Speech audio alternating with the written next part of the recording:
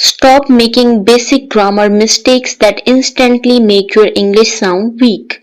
Today I am covering Rule 11 to 16, the exact rules that can upgrade your English from average to impressive. If you master these, your sentences will sound smarter, sharper, and more professional. Let's begin. Let's dive into rule number 11. Agreement between a noun and its possessive adjective. Now don't let the name scare you. It's actually very simple. Whenever we show ownership, the possessive adjective must match the noun properly. For first person we use my and our. For second person we use your. And for third person we use his, her, its and their as possessive adjectives. Now let's see how this works in real sentences. A teacher should prepare his lesson well. A mother should take care of her children. The cat is licking its paws. The players clean their uniforms after the match. See, the possessive adjective changes according to the noun. Now here is a slightly tricky case. When we say every boy and every girl, we write every boy and every girl completed his or her assignment. Because we are talking about both genders. Now let's move on to indefinite pronouns. These are words like each, either, neither, none, anyone, somebody, etc. For these we usually use third person possessive adjectives, especially his, and we treat the pronoun as he. Let's look at some examples. Everyone should bring his ID card. One must respect one's elders. Each of the players gave his best performance. None of the students submitted their homework on time. Either of the two candidates will present his plan. Neither of the sisters forgot her promise. Finally, let's quickly match personal pronouns with their possessive adjectives. I will finish my project today. We are decorating our classroom. You should check your answers carefully. She is polishing her shoes. They are building their house. He is fixing his bicycle. The machine is doing its job perfectly. Rule number 12. Alright, let's talk about how a noun and its relative pronoun agree. Words like who, which and that are what we call relative pronouns. They all kind of mean the same thing, but we use them in different ways. For example, who is our go-to word when we are talking about person or sometimes beloved pets. It works for both singular and plural, no matter if it's a guy or a girl. So you might say, the man who is kind is trusted, or that's the dog who doesn't like me. Now which is used for things or animal. For instance, the horse which I bought was an Arabian. Or this is the book which helped me. And then we have got that, which is super versatile. We can use it for just about anyone or anything. Like the woman that I saw yesterday was Maria. And a little bonus, we often use that after words like all, any, every, few and little. So you might say all that glitters is not gold. And when we talk about superlatives, we also use that. Like this was the best game of tennis that I have ever seen. Just a heads up.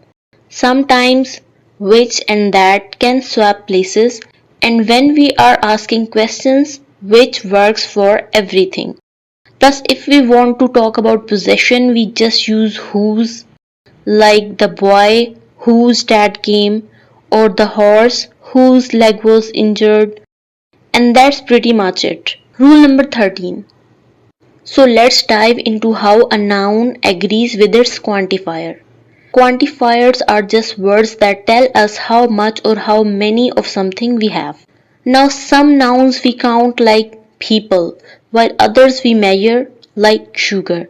The key is that the noun and the quantifier have to match up. For example, a large amount of people were there or a large number of people were there. The correct version is a large number of people were there. One should not eat much sugar or one should not eat many sugar. One should not eat much sugar. So basically we have countable words like number, many or few, and then measurable ones like amount, much or little. And then there are some that overlap, words like a lot of, all or some. And that's the idea. Just make sure your noun and quantifier stay in sync. Rule number 14. Alright, let's break down how the helping verb lines up with the verb form. Here is a list of words such as do, does, did and so on. We use the first form of the verb with them. Basically, these helping verbs always stick with the first form of the verb. When we are talking about the past, we use the second form. So the verb changes or we use did plus the base form. You will see words like ago, last, yesterday, when, before and just, which signal we are in the past. Then for the third form, the past participle, we use it after words like has, have or had, almost, already and just, especially in perfect tenses or in passive voice. Then we are talking about actions happening right now. We go for the present participle, the ing form. After words like is, am, was, were and so on. For example, we would say, it is raining now. His father died 3 years ago. And lastly, it's the patient had died when the doctor came. So the big idea is matching the helping verb to the correct verb form, depending on when the action happens. Rule number 15.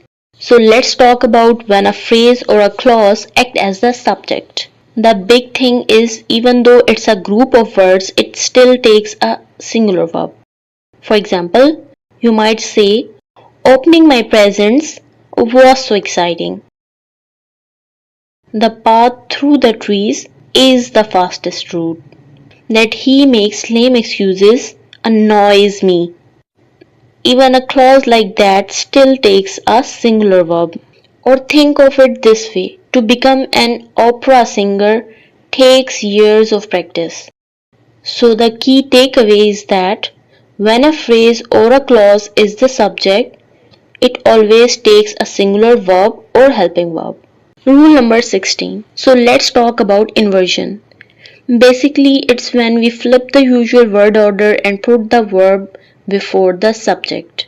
We often do this for a bit of emphasis or a special effect, so it sounds striking or formal.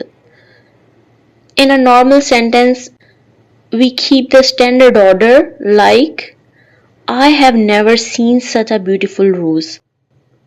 But if we invert it, we say, never have I seen such a beautiful rose, which really emphasizes it.